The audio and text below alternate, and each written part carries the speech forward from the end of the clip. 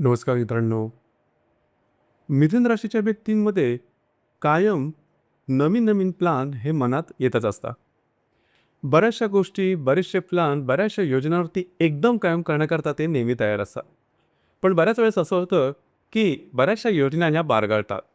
परंतु मार्च 2026 हा महिना हा संपूर्णपणे या दृष्टीने वेगळा असणार आहे. तुमच्या मनातील जवळ-जवळ सर्व योजना या प्रत्यक्षात येणार आहेत. तुम्ही जबरदस्त कार्यप्रवण होणार आहात, जबरदस्त ॲक्टिव्ह होणार आहात. आणि यामध्ये सगळ्यात महत्त्वाची गोष्ट म्हणजे भाग्याची संपूर्ण साथ तुम्हाला मिळणार आहे. कारण तुमच्याच राशीत भ्रमण करणारा जो गुरु आहे, हा आता मार्गी होणार आहे 11 तारखेपासून. त्यामुळे भाग्याची साथ आणि इच्छा आकांक्षापूर्ती अशाच प्रकारचा हा संपूर्ण मार्च महिना मिथुन राशीकरता असणार आहे. अर्थातच तुमच्या जीवनाचं असं कोणतं क्षेत्र आहे की जे सर्वात जास्त प्रभावित होणार आहे? अशा कोणत्या गोष्टीत की ज्या करायच्या आहेत, अशा कोणत्या गोष्टीत किंवा त्या संदर्भात काळजी घेणं गरजेचं आहे? त्या सर्व संदर्भातली खुलासेवा चर्चा आपण या व्हिडिओमध्ये करणार आहोत. तर सुरुवातीला आपण चर्चा करू की तुमचं जे स्वास्थ्य आहे, मानसिक किंवा शारीरिक, हे नेमकं कशा प्रकारचं राहील. जसं की तुमच्याच राशीचा जो स्वामी आहे बुध, हा बुध तुमच्या भाग्यस्थानामध्ये भ्रमण करतो आहे. सध्या तो वक्री आहे. 24 तारखेनंतर मार्गस्थ होणार आहे. राशीमध्येच गुरुचं सुद्धा भ्रमण आहे. 11 तारखेनंतर तो सुद्धा मार्गस्थ होणार आहे. आणि राशीचा जो अष्टमेश आहे शनी, हा तुमच्या दशम स्थानामध्ये भ्रमण करत आहे. एकंदरीतच सांगायचं झालं, हा संपूर्ण महिना जसा तुम्हाला अपेक्षित आहे तशाच प्रकारे होणार आहे. खरं तर तुम्ही नेहमीच फ्रेश असता. बऱ्याच प्रकारच्या योजना तुम्ही मनात बाळगून असता. त्या पूर्ण कशा करायचा या संदर्भातलं सुद्धा प्लॅन असतं. परंतु त्या होत नाहीत. या महिन्यामध्ये मगाशी सांगितल्याप्रमाणे अगदी सर्व तशाच प्रकारे होणार आहे. काळजी करू नका. फक्त एकच गोष्ट आहे, की ज्या तुम्ही योजना करा त्या व्यवस्थितपणे मांडून घ्या, त्या पूर्ण होणार आहे.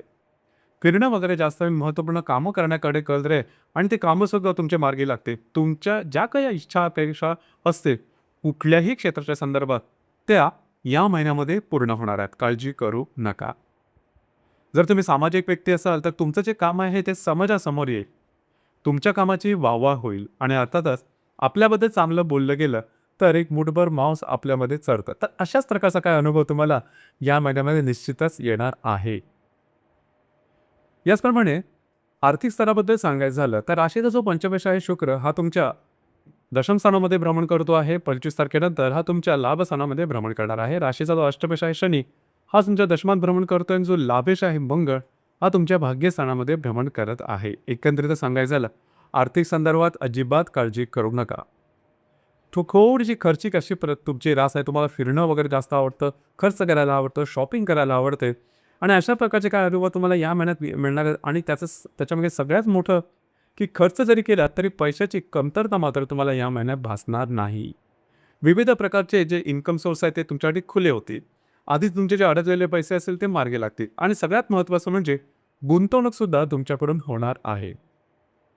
याचप्रमाणे जर का तुम्ही शेअर मार्केटने ट्रेड करत असाल, आधी जर का तुम्ही काही गुंतवणूक केलेली असेल, तर त्या संदर्भातले सुद्धा काही चांगले आउटपुट तुम्हाला या महिन्यामध्ये निश्चितच मिळणार आहे. त्या संदर्भात काळजी करू नका. ग्रहसौख्याबद्दल सांगायचं झालं, तर राशीचा जो चतुर्दश आहे बुध, हा तुमच्या भाग्यस्थानामध्ये भ्रमण करतोय. सध्या तो वक्री आहे. घरातल्या ज्या मोठ्या व्यक्ती असतील किंवा घरातल्या अशा व्यक्ती की ज्या थोड्याशा आजाराच्या संदर्भात आहेत, त्यांच्याकडे थोडी काळजी घेणं, त्यांची एक थोडीशी काळजी घेणं गरजेचं राहील.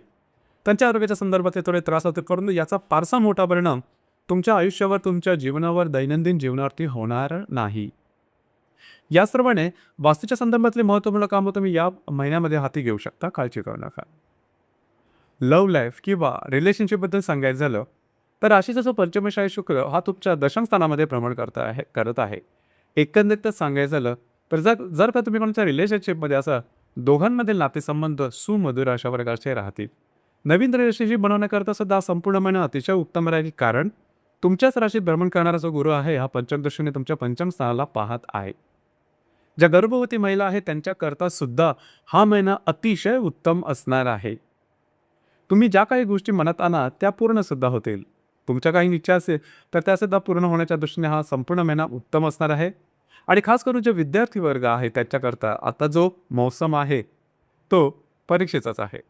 तर मिथुन राशीच्या विद्यार्थ्यांकरता हा संपूर्ण महिना अतिशय उत्तम असणार आहे. याआधी तुम्ही जी काय तयारी केलेली असेल त्याचे चांगले अनुभव तुम्हाला या महिन्यामध्ये मिळतील आणि भाग्याची साथ मात्र नक्कीच मिळणार आहे. या उपर मला असंच सांगावंसं वाटेल की थोडंसं जर का तुम्ही स्वतःला आणखी पॉलिश केलं, आणखीन थोडी जर का मेहनत घेतली, तर अर्थातच त्याचे मिळणारे रिझल्ट हे तुमच्या अपेक्षेप्रमाणे असतील हे निश्चित. यानंतर वैवाहिक जीवनाबद्दल सांगायचं झालं तर राशीचा जो सप्तमेश आहे गुरु हा तुमच्याच राशीमध्ये भ्रमण करत आहे. 11 तारखेनंतर तो मार्गस्थ होणार आहे. विवाहित असाल तर वैवाहिक जोडीदाराच्या नातेसंबंध अतिशय उत्तम सुमधुर राहते. खास करून जे विवाहसुख मंडळी आहे मिथुन राशीचा, त्यांच्याकरता विवाह जुळणं, अपेक्षेप्रमाणे स्थळ येणं किंवा प्रत्यक्षात विवाह होणं, अशा प्रकारचे काही चांगले उत्तम अनुभव सुद्धा तुम्हाला या महिन्यामध्ये निश्चितच मिळणार आहेत. काळजी करू नका.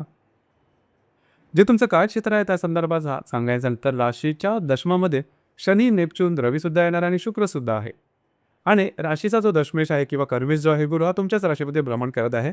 काळजी करू नका. या महिन्यामध्ये जे तुमचं कार्यक्षेत्र आहे त्या संदर्भामध्ये तुम्हाला अशा प्रकारच्या संधी येतील की ज्या लाईफटाईम तुम्ही लक्षात ठेवू शकाल किंवा अशा प्रकारच्या संधी येतील की त्यावरती तुम्ही पूर्णपणे विश्वास ठेवू शकता, विसंबून राहू शकता. काही तुमच्या मोठ्या इच्छा, आकांक्षा असतील किंवा स्वप्न असतील तर त्या संदर्भात निश्चितच काही उत्तम असं तुम्हाला या महिन्यामध्ये निश्चितच मिळणार आहे. तयार राहा.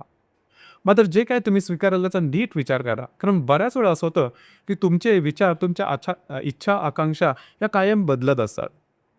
त्या संदर्भात या महिन्यामध्ये येणारा निश्चितच ज्या संधी आहेत त्या तुम्हाला उत्तम असते. नीट विचारपूर्वक त्या स्वीकारा आणि त्याच्या मागे लागा. यानंतर आपण चर्चा करू ग्रहयोग आणि त्याचे मिळणारे प्रभाव परिणाम नेमके कशा प्रकारचे असतील. जसं की दिनांक 5 तारखेला रवी आणि गुरुचा त्रिकोण योग होणार आहे. हा त्रिकोण तुमच्याच राशीतून आणि भाग्यस्थानामधून होणार आहे. त्यामुळे तुमचा कॉन्फिडन्स, एनर्जी जबरदस्त दिसून येईल. तुमच्या मनात ज्या काही इच्छा, आकांक्षा असतील मग त्या कुठल्याही क्षेत्राच्या संदर्भात असते तरीसुद्धा इच्छा तुमच्या पूर्तीच्या संदर्भातला हा जो रवी गुरुचा त्रिकोण योग आहे हा अतिशय महत्त्वपूर्ण, अत्यंत शुभ फलदायी असणार आहे. खास करून जर का तुम्ही सामाजिक व्यक्ती असाल तर तुमचं काम समाजासमोर येईल, कामाची वाहवा होईल, तुमची इमेज आणखीन पॉलिश होऊन निघेल आणि त्यामुळे अर्थातच तुमचा कॉन्फिडन्स, आत्मविश्वाससुद्धा जबरदस्त दिसून येईल. फिरणं वगैरे मात्र कामं तुमची मार्गी लागते. भाग्याची साथ तुम्हाला अतिशय उत्तम प्रकारे लाभणार आहे. दिनांक 7 तारखेला नेपच्यून आणि शुक्राची युती ही तुमच्या दशमात होणार आहे. जे तुमचं कार्यक्षेत्र आहे त्या संदर्भातले तुम्ही मांडलेले अंदाज अचूक ठरतील. कार्यक्षेत्राच्या संदर्भातल्या काही चांगल्या संधीसुद्धा तुम्हाला या दरम्यान निश्चित मिळू शकते. दिनांक 8 तारखेला शनी आणि शुक्राची युतीसुद्धा तुमच्या दशमस्थानात होणार आहे. भाग्येश आणि लग्ननिशाची युती दशमात होणार आहे. त्या अन्वये तुमच्या मनातल्या इच्छा तर पूर्ण होतीलच. जे तुमचं कार्यक्षेत्र आहे त्या संदर्भातलं नवी काही गोष्टी तुमच्या समोर येऊ शकतील की ज्या तुमच्यासाठी लाभदायी असतील. नक्की त्याचा तुम्ही विचार करू शकता. दिनांक 9 तारखेला गुरु आणि बुधाचा त्रिकोण योग तुमच्या राशीत आणि भाग्यस्थानात होणार आहे. या अन्वये काय सांगायचं झालं तर जे तुमचं कार्यक्षेत्र आहे त्या संदर्भातले कागदोपत्री व्यवहार या दरम्यान करू शकता. इतरही संदर्भात कागदोपत्री व्यवहार, कमिटमेंट, प्रॉमिसेस या करता उत्तम दिवस राहील. जर जे काही तुमचं कार्यक्षेत्र असेल त्या संदर्भातल्या नवनवीन संधी तुमच्या समोर येऊ शकते.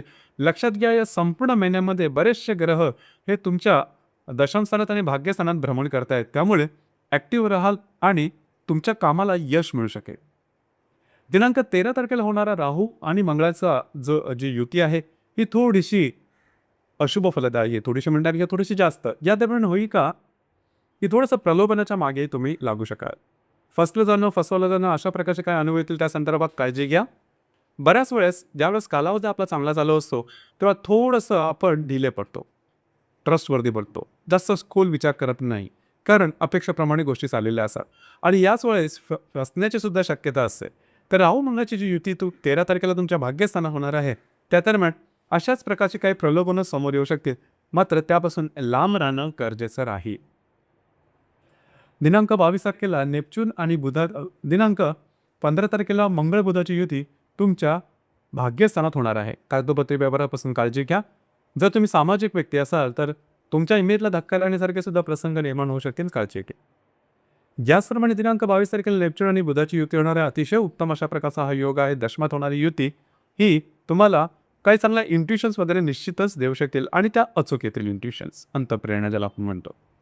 याप्रमाणे दिनांक 25 तारखेला रवी आणि शनीची युती तुमच्या दशम स्थानात होणार आहे. ही सुद्धा युती अशुभ फलदायी होईल. खास करून जे तुमचं कार्यक्षेत्र आहे त्या ठिकाणी थोडीशी काळजी घ्या, थोडंसं अलर्ट राहा.